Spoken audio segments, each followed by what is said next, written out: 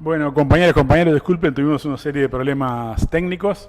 Nos importa mucho que nos comenten ahora si está Si saliendo estamos bien. bien, gracias a los compañeros que escribieron. La verdad que vamos a ver qué podemos recuperar de lo que grabamos en el directo que acaba de salir.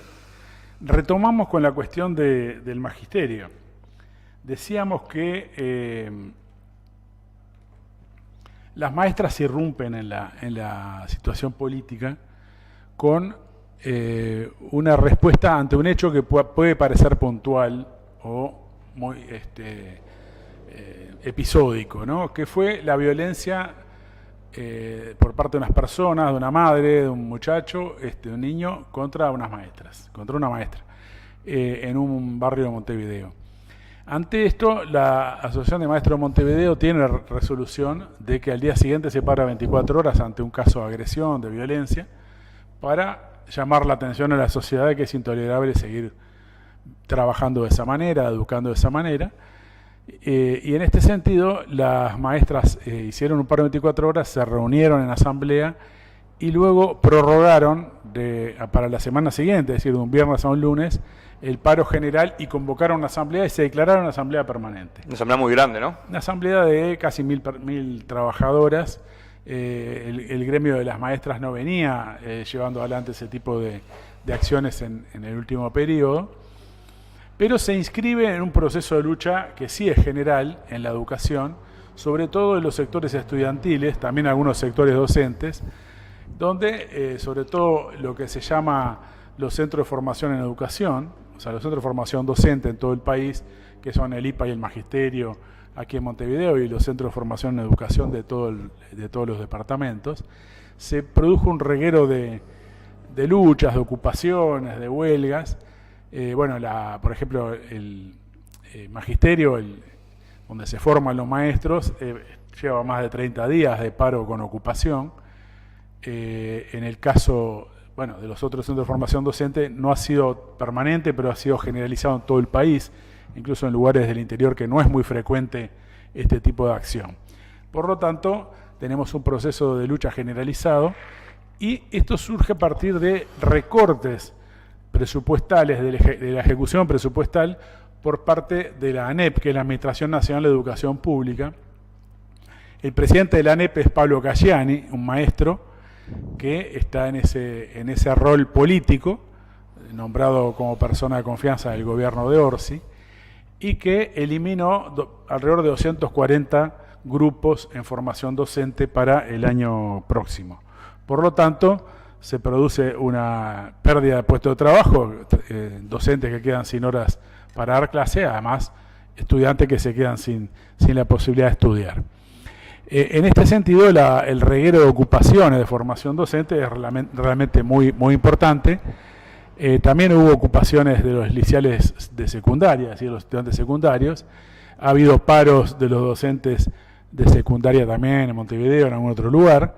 Y por lo tanto, este es un contexto general de repudio al presupuesto de parte de Orsi, de Carolina Cose, de Gabriel Odón, el ministro de Economía, y del CODICEN y de Pablo Casciani en particular. Por eso, estas asambleas de maestras resolvieron nada menos que, entre otras cosas, desafiliar al presidente de la ANEP, a Pablo Casciani, que formaba parte de los padrones de afiliados de los maestros de Montevideo, de la Asociación de Maestros de Montevideo, y esto generó una andanada de ataques contra el sindicato por parte del propio Pablo Casciani, que no comprendía y que era intolerante y esto y lo otro, y se empezaron a sumar una serie de jerarcas, de diputados, de personajes que nadie conoce. Alguno de ellos un diputado del Frente Amplio que dijo que era una canallada, no se sabe ni quién es esta persona.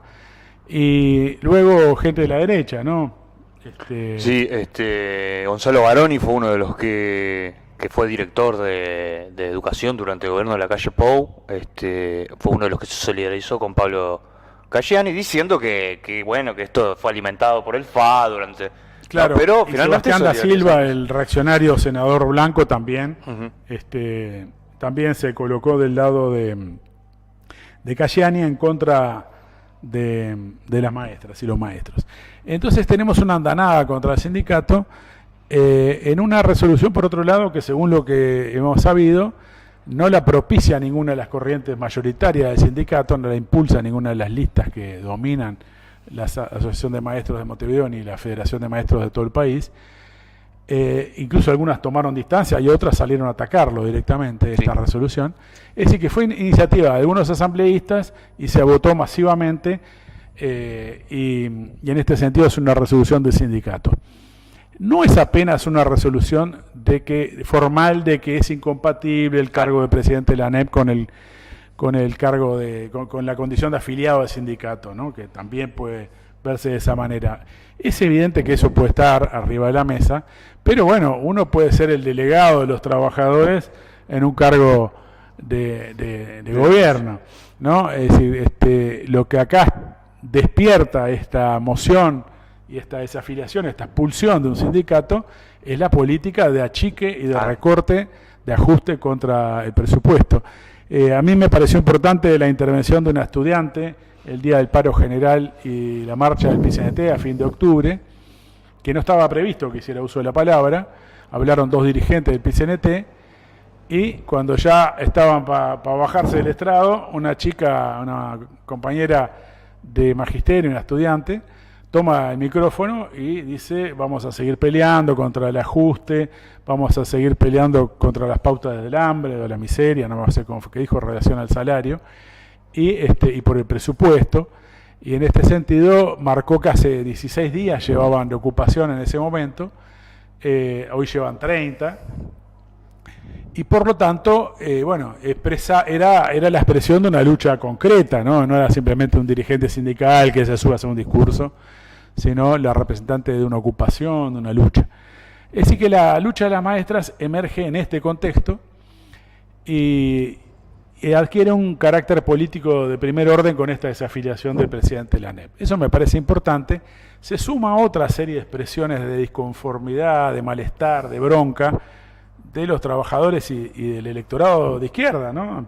También más en general, que por ejemplo tuvo una expresión de masas en la marcha por Palestina del 9 de octubre, si no me equivoco la fecha, que 25.000 personas se movilizaron en Montevideo y hubo movilizaciones en el resto de los departamentos del país, en algunos lados, como en Rivera, más de 500 personas, en otros lados no tan numerosas, pero en determinados lugares que no hay usualmente movilizaciones, no ya por Palestina, por muchas otras cosas, se produjo una marcha por Palestina o algún tipo de acción, concentración, algún tipo de acto.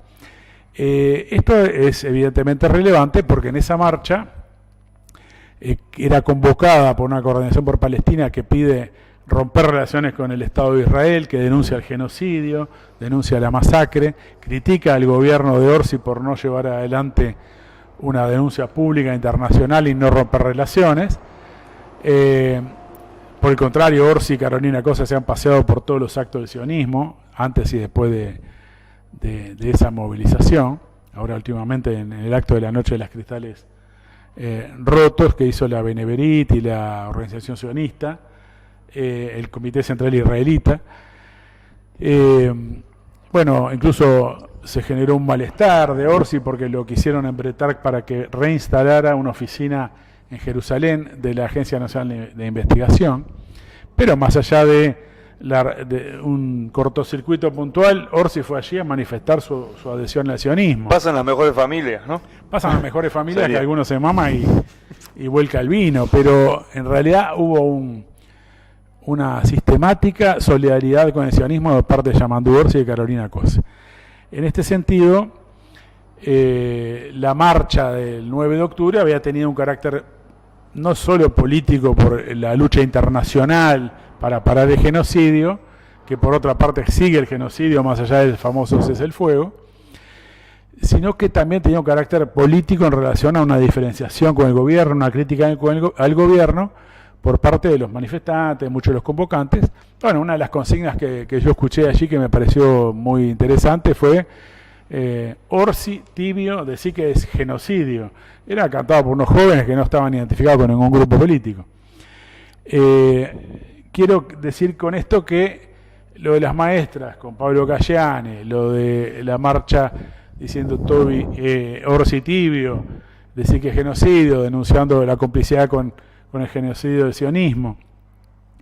Toda una serie de expresiones de lucha como la de los estudiantes están planteando una situación nueva. Quiero decir, apenas estamos a 8 meses de instalado el gobierno y tenemos un cuadro donde, bueno, cualquiera puede decir, siempre que hay una ley de presupuesto hay alguna movilización, pero estas expresiones políticas ya están dando una calidad distinta, ¿no? Es decir, en este sentido creo que, bueno, me río porque tenemos a alguien que comenta: ¡viva Trump! Dejen el show. Le estamos llegando a trumpistas aparentemente con el show, con el programa. Bueno, reitero, estamos ante un cuadro político que marca un creciente divorcio del electorado de izquierda, por supuesto los trabajadores, del activismo de izquierda, del activismo sindical, con el gobierno del Frente Amplio. En este contexto me parece interesante mencionar que la Federación de Maestros no integra una corriente radical.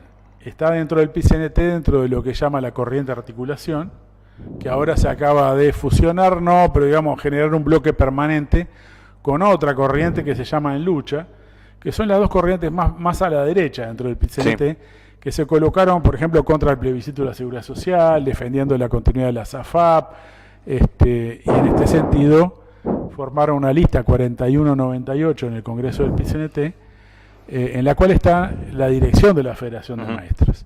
Quiere decir que si esto pasa es porque se les escapa el control de estas asambleas de base a la burocracia sindical más frente amplista, más identificada con el gobierno, que integra esta lista 4198 y este acuerdo de articulación con el Lucha. Esto me parece que es un cuadro a tener en cuenta, que puede vincularse seguramente con otras manifestaciones de desengaño, desencanto, de bronca. Ha habido reuniones de frente amplistas críticos, pero que pretenden acotar el debate a la discusión dentro de los frente amplistas, ¿no? Dicen, frente amplistas tenemos que hablar. Pero están muy enojados con la política del gobierno sobre Israel y con la política económica, el alineamiento claro con Estados Unidos, toda una serie de elementos que son claves en este momento, porque, bueno, la guerra mundial ingresó en América Latina. Y este es el segundo tema que creo que tenemos que enganchar en este tema, pero que antes de abordarlo más a fondo, el tema de las cañoneras, de los portaaviones y todo lo demás en el Caribe, frente a Venezuela, es evidente que es la entrada de la guerra formalmente en América Latina. Y en este sentido, es en este contexto que tenemos que analizar la política del gobierno uruguayo de complicidad, de sometimiento al imperialismo yanqui y al sionismo, en su masacre, en su genocidio. Y por otra parte, bueno, va de la mano toda esta política de guerra imperialista con la política de guerra al salario, guerra a las condiciones de trabajo, a los sindicatos, a los derechos democráticos.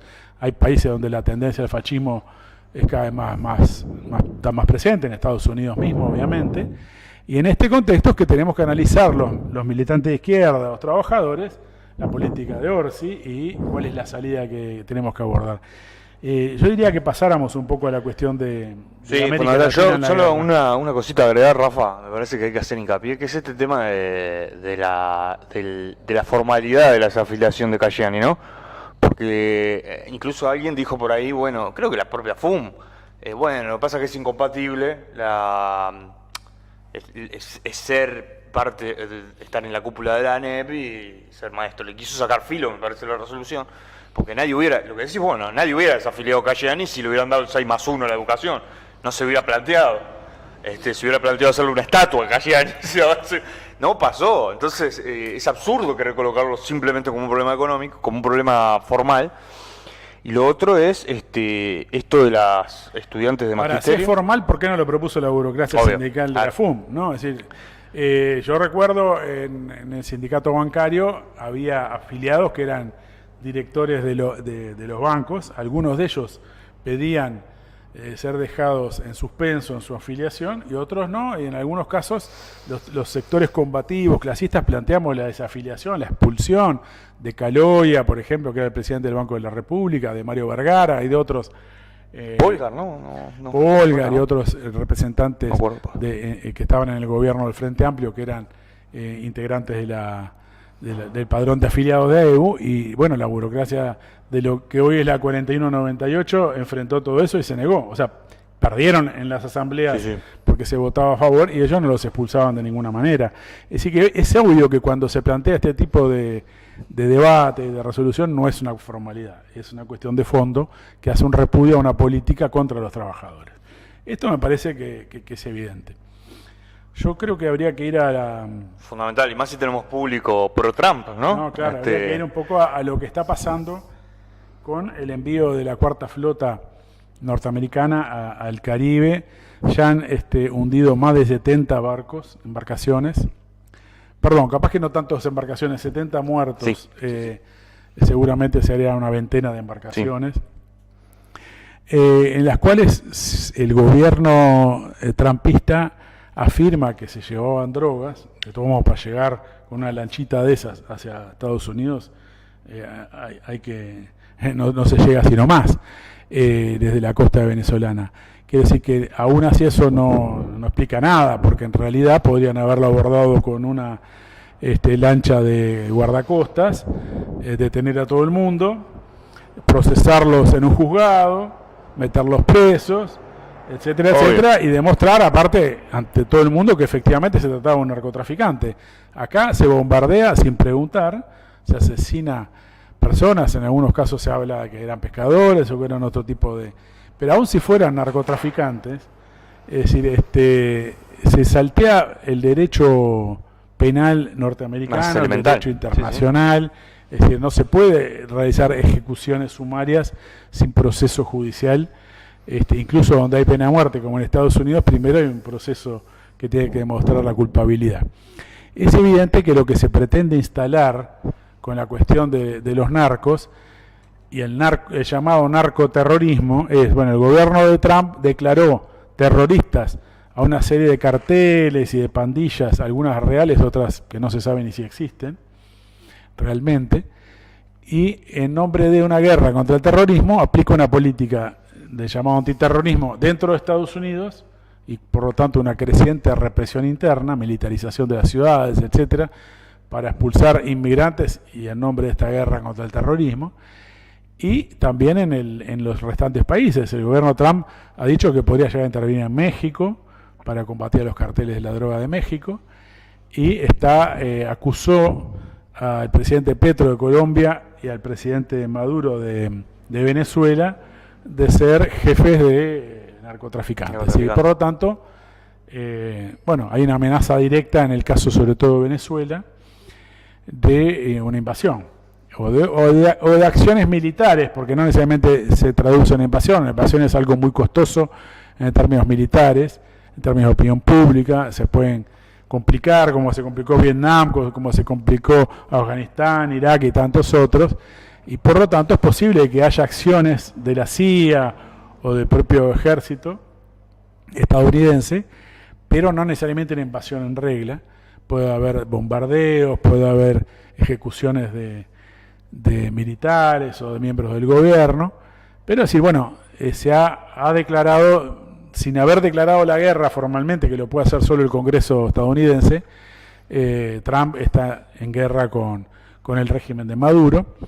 El Congreso estadounidense intentó, o algunos legisladores, poner una moción para impedir justamente una acción contra Venezuela y fracasó por un voto. Quiere decir que esto va a decir Trump que está habilitado, ¿no? Porque no le prohibieron ir a la guerra. La legalidad en realidad es la opuesta, debería aprobar un planteamiento de declarar la guerra y eso aprobarse, pero bueno, aquí sabemos que Trump viola completamente la Constitución norteamericana, estadounidense, así que no se va a detener ante esta formalidad. Lo concreto es que el establishment estadounidense, tanto republicano como demócrata, mira un poco para otro lado o está decididamente jugado esto. En una crisis en Venezuela, que muestra una división de la oposición de derecha a Maduro, y también había una división en el propio imperialismo, ¿no? Es decir, por un lado, por ejemplo, María Corina Machado, esta mujer que fue declarada Premio Nobel de la Paz por la Academia Noruega, no se presentaba a elecciones, convoca, bueno, un poco a atacar al gobierno, ha pedido intervención militar por parte de Estados Unidos en más de una ocasión, más sanciones económicas y toda una serie de pedidos al imperialismo para, bueno, provocar un estrangulamiento mayor de la economía norteamericana que provoque un alzamiento de los venezolanos, ¿no? Es decir, que favorezca derrocar a Maduro o lleve a una parte del ejército en ese sentido. Otra parte de la oposición intentó participar de las elecciones, elecciones evidentemente muy controladas, muy regimentadas por parte del régimen de Maduro, que ya ha hecho fraude por otra parte, por lo menos todo es evidente que no demostró que haya habido limpieza en las elecciones. Es decir, que aquí no está en juego que nosotros nos pongamos a defender al régimen de Maduro, lo que nosotros defendemos es la expulsión del imperialismo, porque en todo caso la fortaleza de Maduro también está dada por ese tipo de acciones del imperialismo, desde el punto de vista económico y político.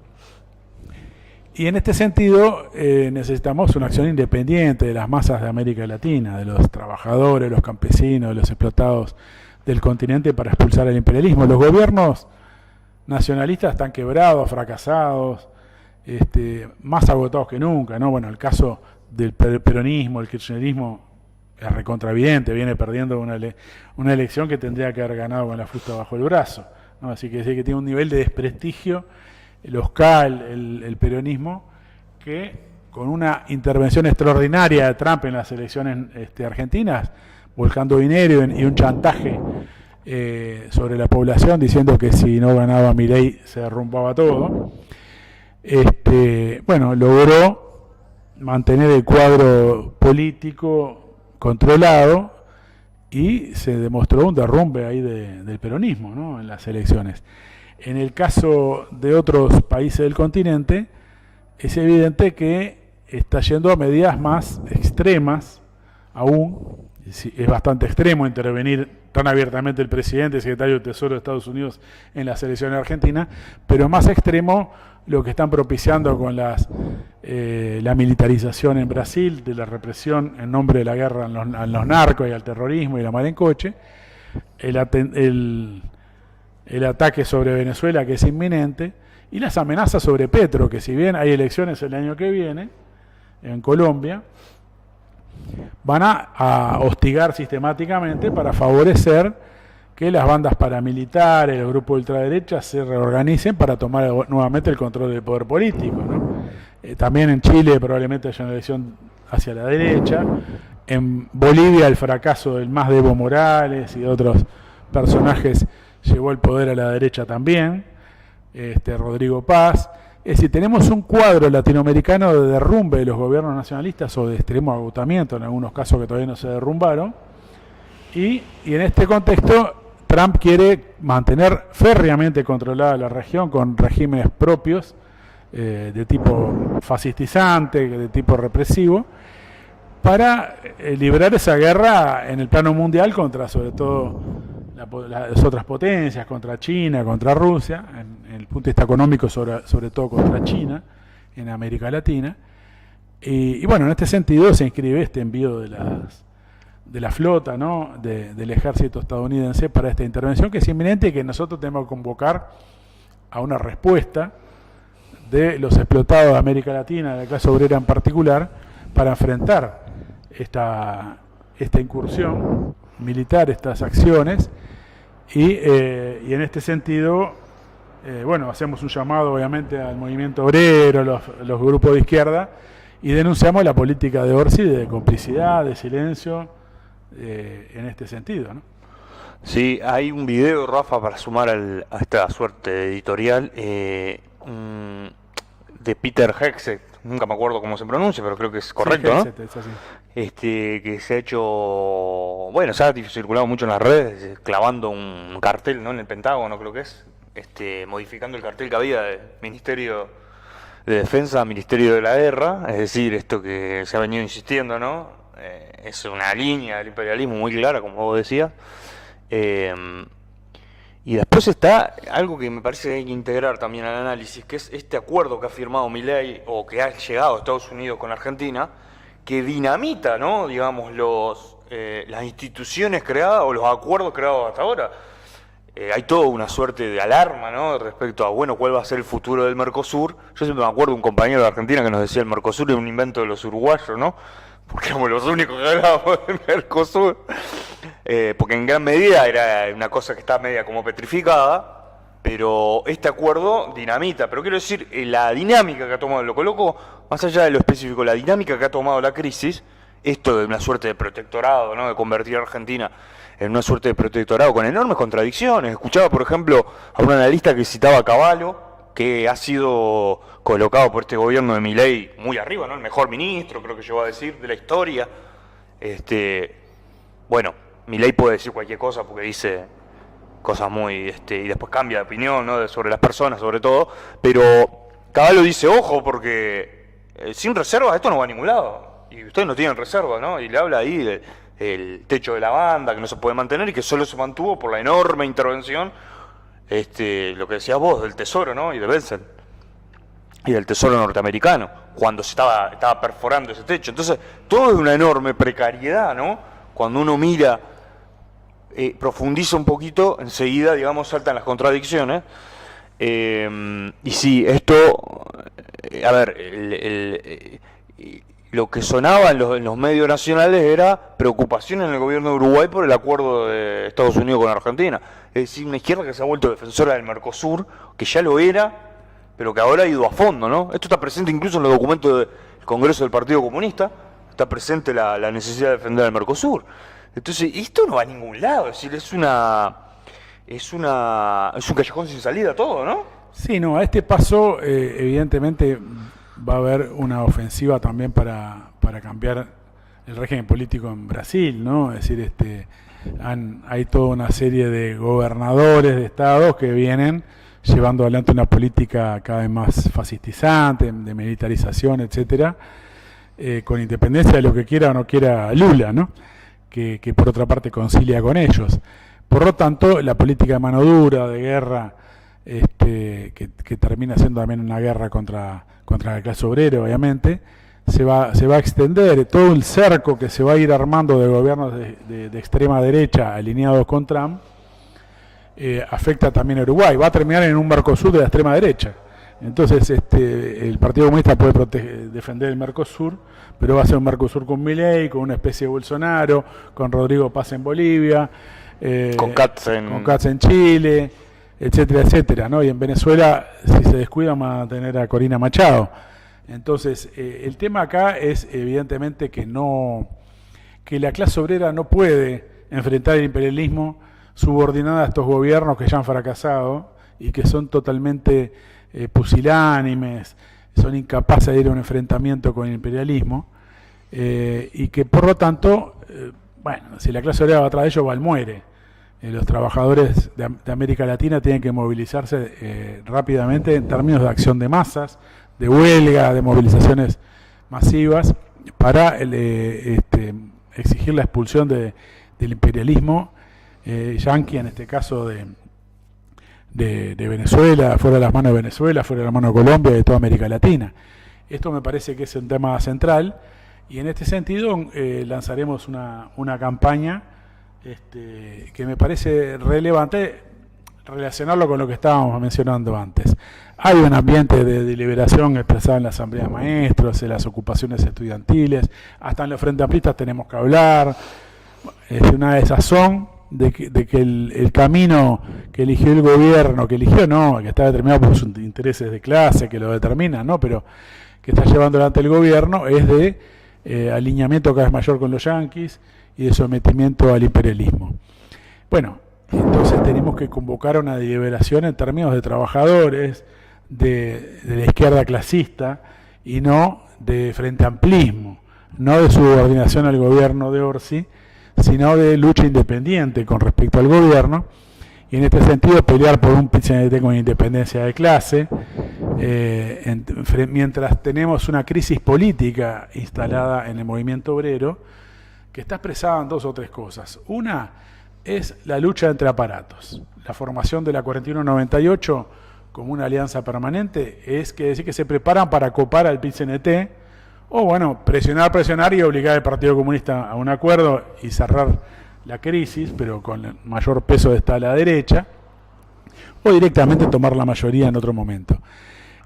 Un elemento más de esta crisis es lo que pasa en la Federación de la Salud Privada, ¿no? Donde se expulsó a un burócrata sindical acusado de elemento corrupción, pero también es probable que esté vinculado a un giro de una parte de la dirección de esa federación hacia el grupo de articulación y en lucha, hacia la 4198. Es decir, que está establecida una pelea de aparatos, donde por supuesto la expulsión de este dirigente no puede ser simplemente equiparada a esa lucha de aparatos. Hay una indignación genuina de la base. Se sirven, digamos, ¿no? Claro, que pero le soltaron la mano cuando lo venían siendo parte de su mismo aparato todos los otros dirigentes. Entonces se dan vuelta porque evidentemente hay algo más que las denuncias sobre el dinero. Hay realineamiento de los aparatos. Y bueno, y otro elemento es esta irrupción por abajo de una cantidad de luchas. También forma parte de una crisis política del movimiento obrero, porque esta lucha no tiene una representación en sus dirigentes. Los dirigentes del magisterio de la FUM no representan a esta indignación, a estas maestras sublevadas, y en general los dirigentes de la educación no representan nada de esto. La política del PIT-CNT es diálogo social para que nos cocinen a fuego lento en una reforma de la seguridad social que va a mantener lo esencial de la política de la calle Pou y de los cambios que introdujeron a favor de la SAFAP, de la jubilación privada. Las pautas del salario son miserables, el presupuesto continuista, lo dicen hasta algunos dirigentes del PIT-CNT. Es decir, que de conjunto toda la política del PIT-CNT está en cuestión, está cuestionada por la realidad y por sectores que salen a la lucha. Es necesario que los compañeros que ocupan los supermercados, que ocupan los liceos, que ocupan los centros de formación docente, las maestras y el conjunto del activismo clasista, combativo de este país, se reúnan en una instancia de liberación, un encuentro de trabajadores y la izquierda clasista, para discutir una salida y para discutir una campaña en relación a este tema más global, no solo para luchar por salario, por presupuesto y por todas las reivindicaciones.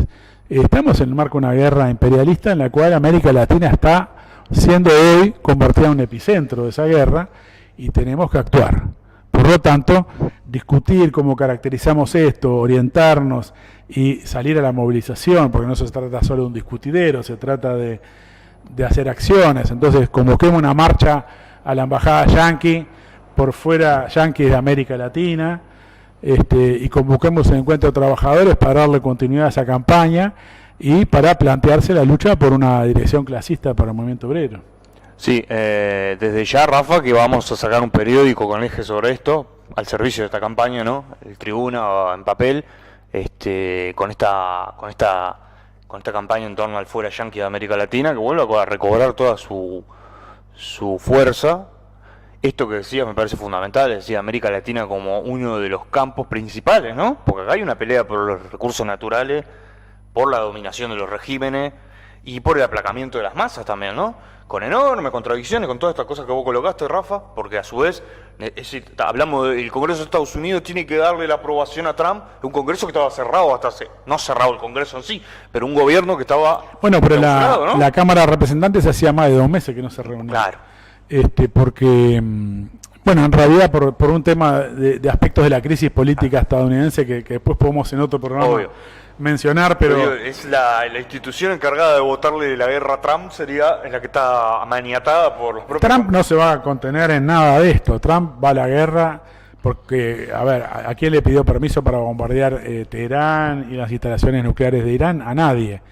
En el gobierno estadounidense hubo una pugna entre distintas visiones porque había quienes tenían una línea impulsada en parte por Chevron, la petrolera, pero por otras fracciones también del imperialismo que decían, hagamos arrodillar a Maduro, que nos dé concesiones, pero no vayamos a una confrontación total. Después se irá desgastando, en un momento se caerá, mientras que el ala de Marco Rubio, secretario de Estado, impulsa más abiertamente la línea de la guerra y la invasión. Por lo tanto, hay allí una disputa. Por otra parte, en la base de lo que es MAGA, es decir, el movimiento trumpista, Make America Great Again, que es la extrema derecha trumpista, también hay una disputa interna sobre esto, como lo hubo en relación a los bombardeos a Irán y todo eso, y el alineamiento con Israel. Y el financiamiento. Es decir, que hay una gran crisis en ese sentido en la base de la derecha. Y bueno, esto habrá que, en todo caso, explotarlo a favor de la campaña esta. Quiere decir que los yanquis sepan que les puede salir muy caro esto, y en ese sentido forma parte de esta campaña conocer todos estos fenómenos de crisis que puede haber en el propio imperialismo.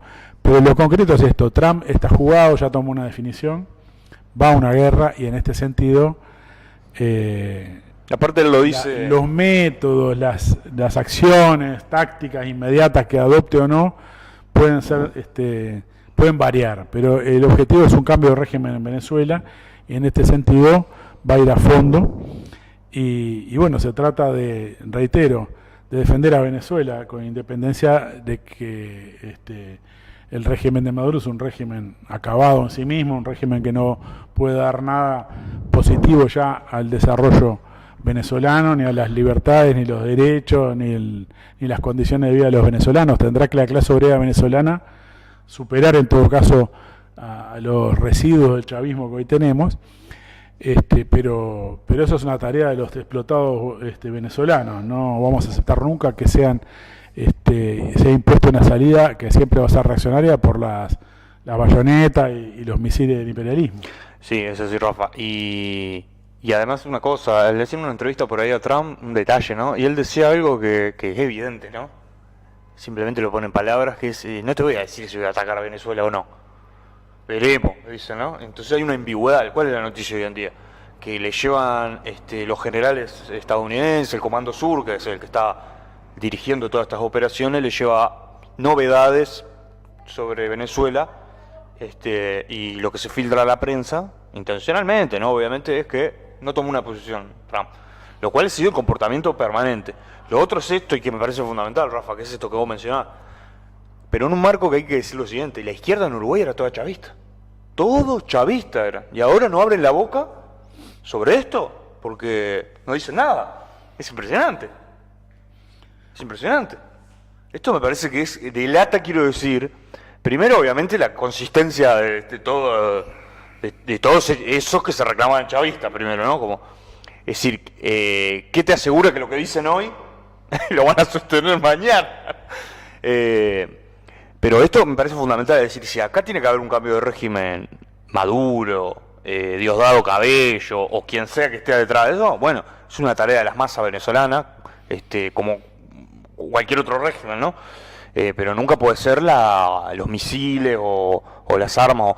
Y después están también los que buscan a ver, bueno, si Rusia va a apoyar a Maduro, hay que apoyar a Rusia, y entonces siempre terminan subordinados atrás de alguien, porque aparentemente es un burócrata que cumple una función positiva, digamos, ¿no? Eso también, veneno, ¿no? Veneno para una salida. Bueno, yo creo que tenemos que culminar este programa con una apelación a una frase artiguista, que es: nada podemos esperar sino de nosotros mismos. En este caso refiere a los explotados de la América Latina y de la clase obrera. Así que tomemos nuestras manos intervenir en esta cuestión de la política mundial y de la guerra imperialista, porque la guerra imperialista solamente la puede parar la acción de la clase obrera internacional. Exactamente. Bueno, compañeros, le pedimos disculpas por los problemas técnicos que hemos tenido. Hay una parte del programa que quedó en otro video. Vamos a intentar rescatarlo, a ver si se puede escuchar, aunque sea la parte de las entrevistas a los compañeros de supermercados. Si no sale bien eso, buscaremos hacerle una entrevista nuevamente al compañero, y le pedimos disculpas porque no sabíamos que se estaba yendo mal. Bueno, quedamos para la próxima semana y compartan este video. Denle me gusta después cuando quede el congelado ahí, el diferido, porque ahora cuando lo cortemos se van a desaparecer todas esas reacciones. Sí, debatamos la salida para América Latina en los comentarios del propio video de YouTube y en las redes donde se está difundiendo también. Nos vemos el próximo viernes. Nos vemos, Rafa. Nos vemos el próximo viernes.